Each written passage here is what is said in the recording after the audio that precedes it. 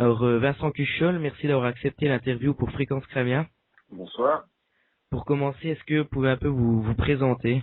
Alors, je suis un des deux intervenants de la chronique 120 secondes sur Couleur 3 tous les matins à 8h-10 avec mon camarade Vincent Veillon. Au-delà de ça, je suis comédien et je travaille dans une maison d'édition, voilà, un gros trait de portrait de votre interlocuteur. Ok. Et un peu nous expliquer 120 secondes, c'est quoi? Alors, 120 secondes, c'est une chronique qui propose un regard sur l'actualité, un regard décalé, comme on aime à le dire parfois, caustique, critique, parfois orienté, pas trop, je l'espère.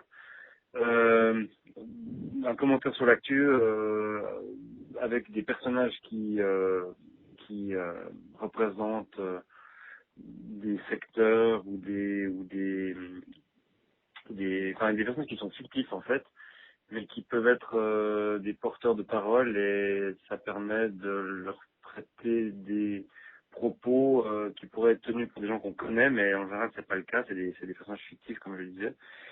Et on les détourne, en gros filtré, c'est de la caricature, on peut dire, c'est un peu l'équivalent du dessin de presse en radio, euh, dans un format qui fait plus que 2 minutes, donc le titre de la chronique ment, puisqu'en général on est plus près des 3 ou 4 minutes. Et le but est de décrocher un sourire ou une réflexion. Ok. Et l'aventure de la chronique 120 secondes, est-ce que vous étiez là au départ dans les premiers personnages pour lancer cette chronique? Absolument, ouais, j'étais là. Alors, la chronique vient d'une autre émission qui s'appelait 120 minutes, qui a été à l'antenne de 2007 à 2009. C'est pour ça que ça s'appelle 120 secondes. C'est que c'est un spin-off de 120 minutes qui durait, elle, vraiment 2 heures. Donc, 120 minutes, le titre ne montait pas. Et puis oui, j'étais là on était 3 au début, puis 2, puis je me suis retrouvé tout seul avec Yann Ditouni, qui était l'animateur de la matinale avant Vincent Veillon. Et puis donc ça existait depuis 2009, et en 2011, en septembre, en août 2011, eh ben, on est passé en format filmé. Et quand ça a commencé quand? Donc c'est en 2011 que ça a vraiment commencé la chronique. La chronique en vidéo a commencé le 29 août 2011. Et la chronique en tant que telle, alors avant c'était par téléphone, elle a commencé en septembre 2009, 2 ans auparavant. Ok. Et comment êtes-vous devenu en fait, l'acteur principal, si on peut dire, de 120 secondes? Je dis on était 3 au début, et puis il y en a un de mes camarades qui a dû arrêter pour des questions d'emploi du temps, des questions il pouvait plus, il était à plein temps dans un autre job dans la presse, à l'hebdo pour pas le citer. Et puis le deuxième, c'était voilà, on va dire des questions d'intérêt mutuel entre la chaîne, lui, enfin ça se passait plus, il avait plus autant de plaisir à le faire, et puis voilà, il m'a laissé le flambeau. Ok. Et dans les épisodes qu'on voit, il y a Gilles Surchat, pardon, Karl Heinz, Xifrost 89. Est-ce que la voix, c'est vraiment la vôtre? Ah oui, bien sûr, ouais. Est-ce que c'est possible de le prouver? Oui, c'est possible de le prouver, ou je fasse qui. Alors, pour notre radio, comme on a bien rigolé sur Xifrost 89, est-ce Ah, ça, je que me souviens plus je me souviens plus comment il parle, je l'ai fait qu'une fois, lui. alors Euh, avec Mega comment il parlait, Upload, comment il faisait déjà, ce mec, Frost, là. ça faisait Euh, oh, ouais, mais moi, je m'en fous. De toute façon, ce qui compte, nous, c'est qu'on puisse télécharger des films sur Mega Upload. Comme ça, il parlait un peu. voilà, c'est Ouais. c'est exactement ça. Et puis Karl Et puis, Heinz, ouais, Inhabit. Inetnik, ça s'appelle, ça c'est pas, c'est son nom de famille. Je n'apprécie pas que vous appelez lui par le prénom. Nous ne sommes pas gardés les cochons avec. C'est clair. Voilà. Et puis durant ces chroniques, on voit avec Gilles Surchat, au d'un moment, quand il parle des licenciements, ça, vous commencez à rigoler. Comment vous faites pour pas rigoler aux autres? Alors, je sais pas, on se concentre. On répète une fois avant, hein, hors antenne, quand il y a un disque. Alors, la chronique est en direct à 8h moins 10, mais avant ça, il y a des disques et ça nous permet de répéter.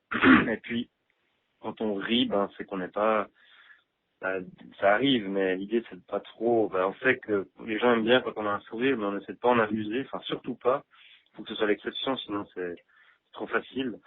Puis Gilles Surchat, j'ai un truc pour pas rire, c'est que avec ses lunettes, je vois rien. Donc je peux pas voir quand Vincent rit en face, je peux que l'entendre. Donc c'est plus facile.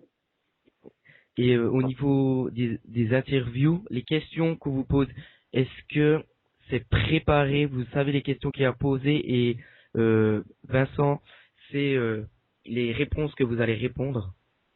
Alors oui, en l'occurrence, tout est écrit. C'est moi qui écris les questions et les réponses. Quand on répète, il y a peu d'infos. Il y a parfois un petit peu. Des fois, il y a des choses qui sortent, qui sont pas écrites. Par exemple, le Tox, Sébastien Jacquet, quand la semaine passée, sauf erreur, je lui disais qu'il y avait des élevages de tamoul à Ouchy, ça s'était pas écrit, donc c'est pour ça il a un peu décroché parce qu'il a été surpris. Donc il y a des fois des choses qui sortent en intro, mais en général tout était écrit, ouais. Ok. Et on a vu dernièrement, donc aujourd'hui même, la chronique du FC Bâle. Oui. Donc il y a plein de personnages dans vos chroniques qu'on a cités avant. Est-ce que vous avez un préféré, personnage que vous préférez jouer?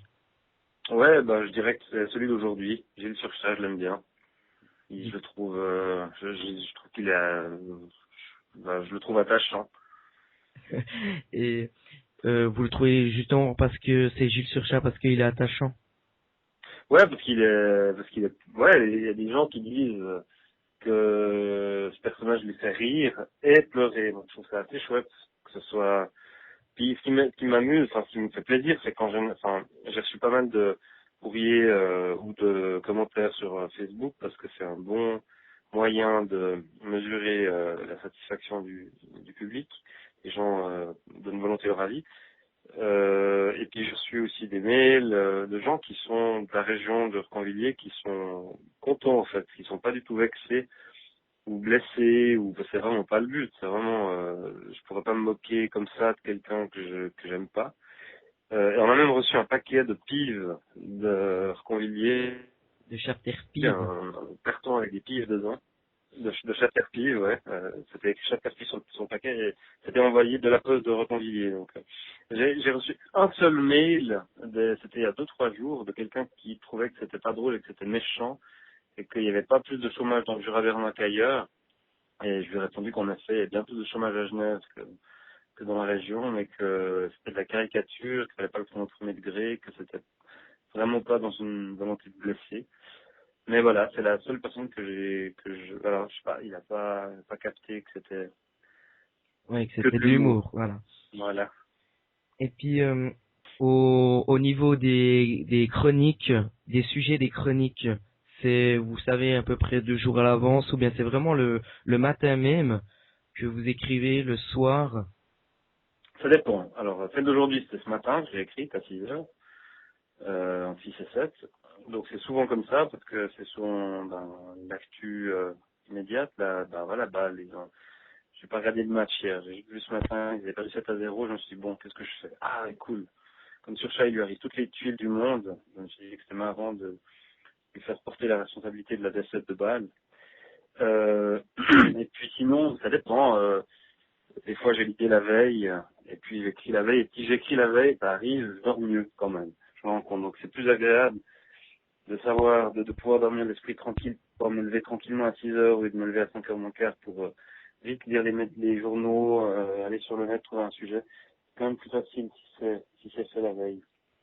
Ok. Et puis au niveau des vidéos qu'on peut regarder sur YouTube ou sur le site de RTS, quelle est Mhm. la vidéo qui vous a le plus plu? À moi, je sais pas, mais aux internautes, c'est celle de Caroline Sinebnik quand il y a Vincent qui part à l'armée, puisque là, quand on cumule les vues entre YouTube, Dailymotion et RTS, je crois qu'on est à plus de 110 000 vues, donc c'est celle qui a le plus marché. Et puis celles qui me font marrer, moi, je dirais, c'est plutôt les personnages que la vidéo en tant que telle. Après, si, il y a Vincent de temps en temps qui fait des effets spéciaux, parce que parfois le jeudi et le vendredi, on n'est parfois pas en direct, on les enregistre certaines fois, donc ça lui permet de faire de la post-production et de faire, par exemple, apparaître moi et mon jumeau. On a fait une fois ça avec les Valaisans. Il y avait deux climatologues qui étaient côte à côte, donc ça c'est évidemment pas en direct. Ou bien alors une mini explosion nucléaire dans un bol, c'était il y a quelque temps, ou le coup de feu en l'air avec Karl-Heinz Immedi. Ça c'est des choses qui sont truquées.